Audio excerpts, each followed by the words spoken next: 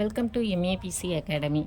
இன்றைக்கி நம்ம பார்க்க போகிற டாபிக் என்னென்னு பார்த்தீங்கன்னா, குடியுரிமையில் எக்ஸாம் ரிலேட்டடான பாயிண்ட்ஸையும் ப்ரீவியஸ் இயர் கொஷின் பேப்பரையும் பார்த்துருவோம். இது பார்த்தாலே இந்த டாபிக் ஃபுல்லாக கம்ப்ளீட் ஆகிடும். குடியுரிமை இதுக்கு முன்னாடி நம்ம அடிப்படை உரிமைகள் பார்த்துருக்கோம். இப்போ குடியுரிமை பார்ப்போம். வாங்க வீடியோக்குள்ளே போகலாம். உங்களுக்கு இந்த வீடியோ பற்றின ஏதாவது சஜஷன் இருந்தால் எனக்கு கமெண்ட் பண்ணுங்கள். அதுக்கு தகுந்தாப்பில் நான் சேஞ்ச் பண்ணிக்கிறேன்.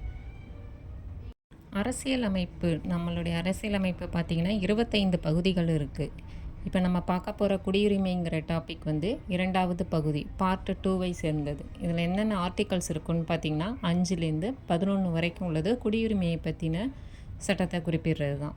அப்போ பார்ட் எதுன்னு கேட்டால் 2 ஆர்டிகல்ஸ் எதுலேருந்து இது வரைக்கும்னா 5லேருந்து 11 வரைக்கும். இதில் ஒவ்வொரு ஆர்டிக்கலாக பார்த்துருவோம். First article 5.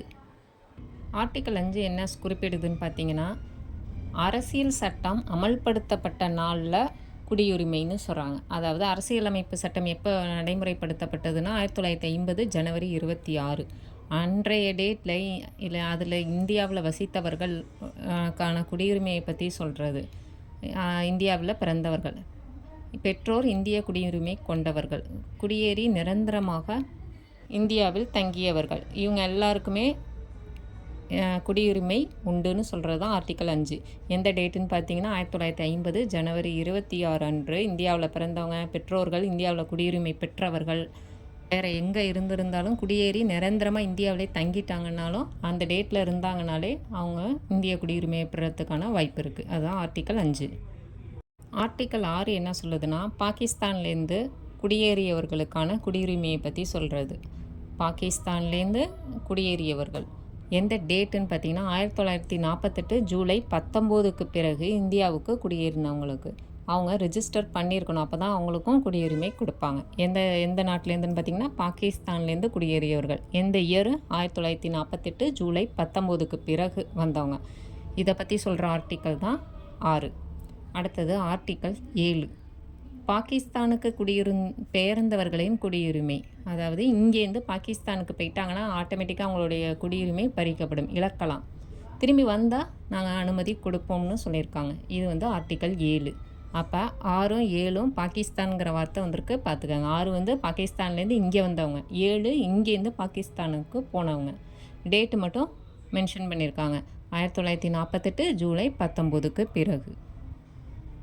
அடுத்தது பார்த்திங்கன்னா ஆர்டிக்கல் 8.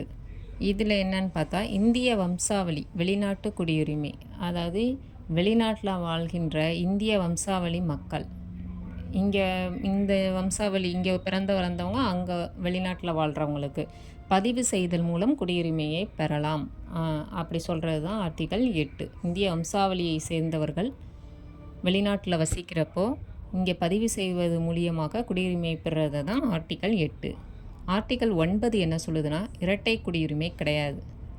நீங்கள் இங்கே அப்ளை பண்ணால் இங்கே மட்டும்தான் 2 குடியுரிமை, டியூயல் சிட்டிசன்ஷிப் அனுமதிக்கப்படவில்லை. வேறு நாட்டின் குடியுரிமை பெற்றால் இந்த இந்திய குடியுரிமை என்னவாயிடும்னா ஆட்டோமேட்டிக்காக அவங்ககிட்டேருந்து பறிக்கப்படும். இதுதான் ஆர்டிக்கல் 9. 8 இந்திய வம்சாவளியை சேர்ந்தவங்க பெறத்துக்கான குடியுரிமை, 9 வந்து இரட்டை குடியுரிமை கிடையாதுங்கிறது தான் ஆர்டிக்கல் 9. ஆர்டிக்கல் 10ங்கிறது என்னென்னா, குடியுரிமை நம்ம வாங்கியாச்சு பெற்ற பிறகு அது அரசால் ரத்து செய்யப்படும் வரை தொடரும். இடையிலலாம் இதாகும் ரினிவல் பண்ணுற அது மாதிரிலாம் கிடையாது. அரசால் ரத்து செய்யப்படும் வரை தொடருங்கிறது தான் ஆர்டிக்கல் 10.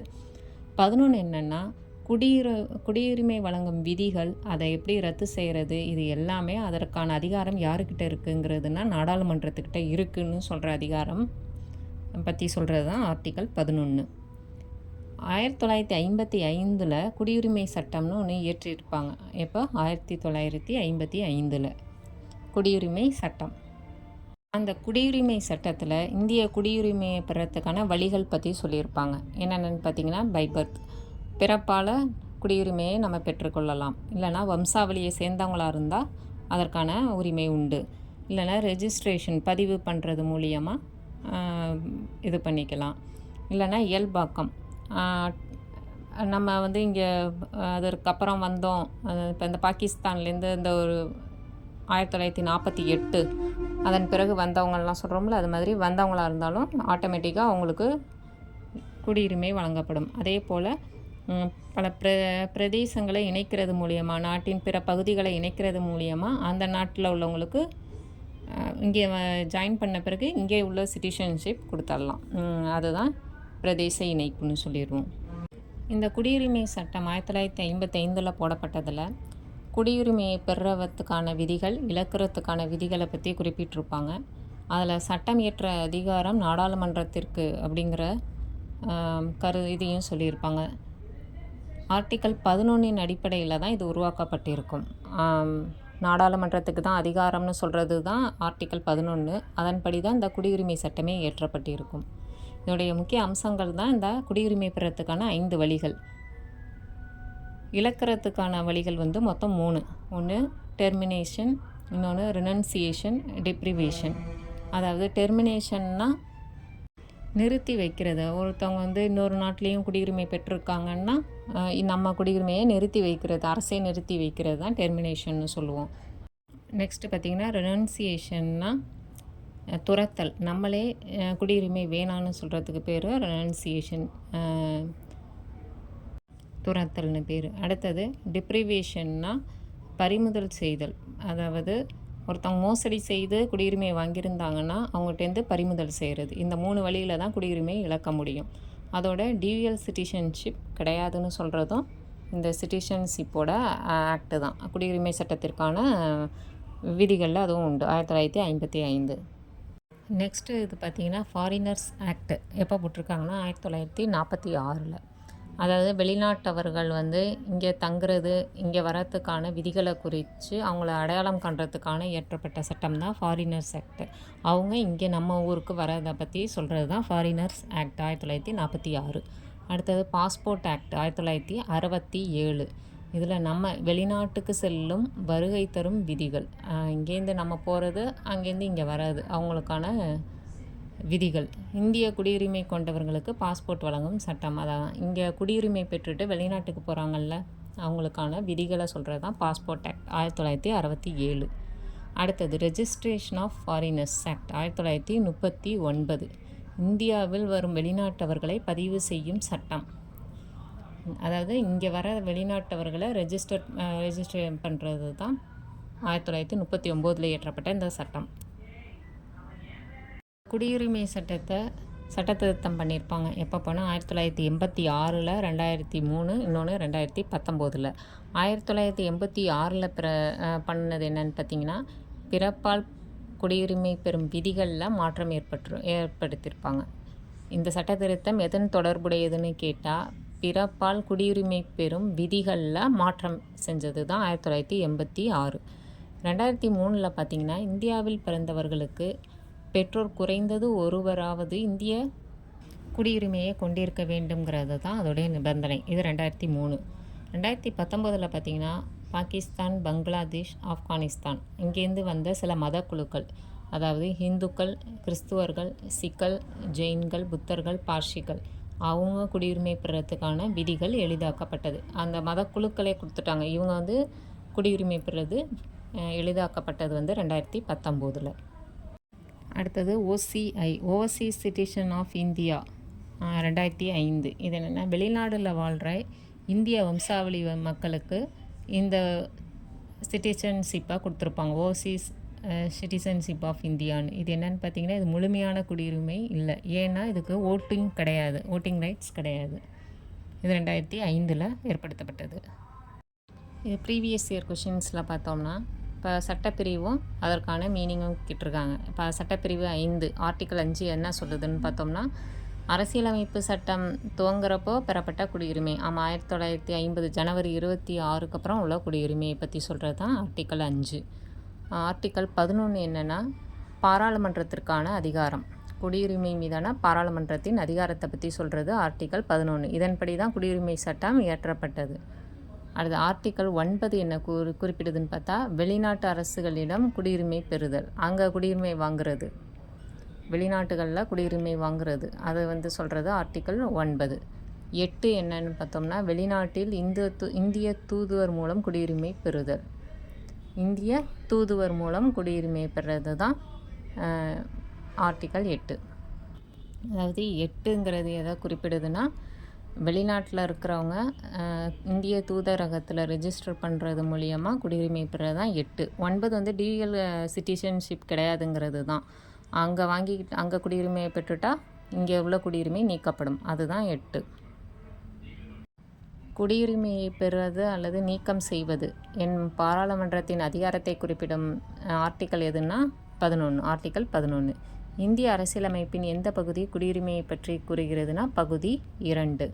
அடுத்தது பார்த்தா இது அரசியலமைப்பு சட்டத்தில் குடியுரிமை என்னும் பகுதியை சார்ந்த சரியான விடையை கீழே கொடுக்கப்பட்டுள்ளவற்றுள் தேர்ந்தெடுக்கவும். அதாவது குடியுரிமைக்கான ஆர்டிக்கல் கேட்குறாங்க. எதுனா ஆர்டிக்கல் 5லேருந்து 11 வரைக்கும் பகுதி 2ல் வரும். குடியுரிமையை பெறத்துக்கான வழிகள் 4மே தான் வரும். என்னென்னா பிறப்புனால, மரபு வழி வம்சாவளியினால், பதிவு செய்கிறது மூலியமா, இயற்கை மயமாக்கல் நேச்சுரலாகவும் பெறத்துக்கான வழியும் இருக்குது. 4மே உண்டு. அடுத்த கொஷின் பார்த்தோம்னா, இந்திய அரசியலமைப்பு சட்டத்தின் எந்த பிரிவு மற்றும் பிரிவுகள் குடியுரிமை இழத்தல் பற்றி குறிப்பிடுகின்றன? அதுதான் குடியுரிமையை பற்றினாலே பிரிவு 2, சட்டம் வந்து 5லேருந்து 11 வரை. எந்த சூழ்நிலையில் ஒருவரது இந்திய குடியுரிமையை நீக்க முடியாது? போர் நடந்து கொண்டிருக்கிறப்போ குடியுரிமையை நீக்க முடியாது. அடுத்தது கீழ்கண்டவற்றுள் எந்த ஒன்று இந்திய குடியுரிமையை பெறும் வழி அல்ல? அதாவது சொத்து உரிமை பெறுவதன் மூலம். சொத்து இதில் சம்மந்தப்படாது குடியுரிமையை பெறத்துக்கு. குடியுரிமை திருத்த சட்டம் 2019 படி கூற்றுல உண்மையானது எதுன்னு கேட்டிருக்காங்க. எதுன்னு பார்த்தா 2, 4னா 2 பார்த்தோம்னா ஆப்கானிஸ்தான், பங்களாதேஷ், பாகிஸ்தான்லேருந்து வந்த 31 டிசம்பர் 2014க்கு முன்பு இந்தியாவிற்கு நுழைந்த இந்தியர்கள், சீக்கியர்கள், பௌத்தர்கள், ஜைனர்கள், பார்ஷியர்கள், கிறிஸ்துவ சமூக உறுப்பினர்களுக்கு குடியுரிமை பற்றி எளிதாக கிடைக்கிறதுக்கு வழங்கப்படுறது தான் இந்த சட்ட திருத்தமாக இருக்கும். 12 ஆண்டுகளுக்கு பதிலாக 6 ஆண்டுகளுக்குள் குடியுரிமை வழங்கப்படும்னு மாற்றிருக்காங்க. ரைட்டு. அடுத்தது குடிமக்களின் தேசிய பதிவேட்டை தயாரிப்பதில் CAA உதவும். தேசிய பதிவேடு ரெஜிஸ்டர் பண்ணுறதுக்கு CAA இந்த திருத்த சட்டம் உதவி செய்யும்னு சொல்லியிருக்காங்க. அப்போ 2ம் 4ம் சரி. பின்வரும் கூற்றுள் குடிமக்கள் யார் என்பதில் தவறான கூற்றை காட்டுக. அதாவது குடிமக்கள் அரசியல் உரிமைகளை அனுபவிப்பதில்லை, அதுதான் தவறு. குடிமக்கள் அரசியல் உரிமைகளை அனுபவிப்பதில்லைன்னு இருக்கிறது தவறு. ஏன்னா இதுவும் குடிமக்களாட்சி, மக்களாட்சி தான்.